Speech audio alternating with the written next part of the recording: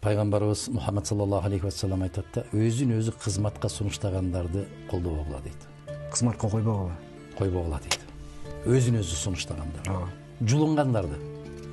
Жулкунгандарды. Туура. Себеп ал убактылуу гана элдин колдоосуна ээ болот дагы, жараткандын колдоосунан ажырайт дейт. Ошондуктан биз канча акылыбыз бар, өзүбүздү өзүбүз эч качан суруштабайбыз. Өзүбүз эшик кагып кирбейбиз. Бирөөнү жулкулдатып жакасынан кармабайбыз, менин бул жерге коюшум керек, тиги жерге коюшум керек деп. Бирөөлөр менен соодалашпайбыз. Өзүбүздүн принцибибизде зыян тартсак дагы тура беребиз. Бүгүн түшүнбөсө эртең түшүнөт. Эртең түшүнбөсө бир айдан кийин түшүнөт. Ал биздин жоготуу эмес. Мүмкүн убактылуу биздин жоготуу болот. Бирок инсан катары, руханий баалуулук катарында ал жоготуу эмес. Бул сабыр. Бул сабыр. Сабыр. Аябай чоң сабырдуулук. Негизи бүгүнкү шайтан заманда сабырдуу инсандарды жакшы көрбөйт. Момундай болуп туруп калды, анан кийин элдин баары алып атканда унчукпай койду. Менин партиялаштарымдан 1-2 чыкты. Элдин баары акимчиликтерди, мэр шаардын жетекчиликтерин басып алып, биз эмне кылалы деп. Бирөөң бир кадам жылбайсың деди. Биз мындай жол менен кирбейбиз.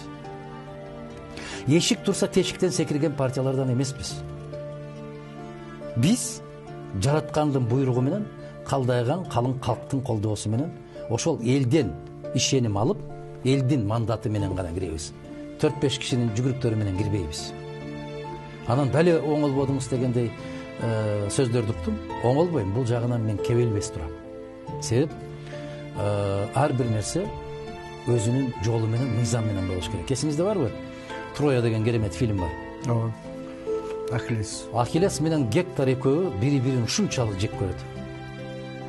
Ушунчалык экөө эриөлгө чыгып чабышып атканда бир ашыктай болгон таш, жылкынын ашыгындай болгон ташка чалынып, Гектор кулап түшүп атат. Ахиллес эмне деди? Тур. Менин даңкымды кандайдыр бир таш алып койгонун каалабайм деди. Керемет. Укмуш, караңызчы, не деген философия жатат. Кулап калгандан кийин секирип барып туруп эле тиги муздап салса болот, башын жара чапса болот. Жок, тур дейт, тур. Сен тур, экөөбүздө бирдей шарт болсун. Кулап калган кишини өлтүрүп алып, мен атагымды чыгаргым келбейт. Анда менин атагым тиги ташка өтүп кетет дейт. Ошол сыяктуу эле. Бүгүнкү түзүлгөн кырдаалда менин ушул жерге жетишкендигимди кворум деген маселе жокко чыгарбаш керек деген бир жигиттик эр-азаматтык Ахиллес сыяктуу бир чечим кабыл кылыш керек. Баягы Цезарьдын аялы аргандай күмөндөн сыртта болуш керек деген сыяктуу эле. Бул бийлик. Бул улуу даражалуу бийлик. Андай жерге күмөндүү жол менен барып калдым деген сөз болбош керек да, кандай дейсиз? Мана ошол, эгерде Ахиллес Гекторду кайрадан тургузуп, кайрадан экөө эриөлгө чыкпаса, 3000 жылдык тарыхы бар бул эпопея айтмакта, Гектор тиги ташка чалынбаганда Ахиллес утулмак деген сөз 3000 жыл. Тарых башкача жазылган. Тарых башкача жазылган. Ахиллес болуп калмаган эмес. Ошондой кеп ошондо да. Бул тарыхта калам деген кишинин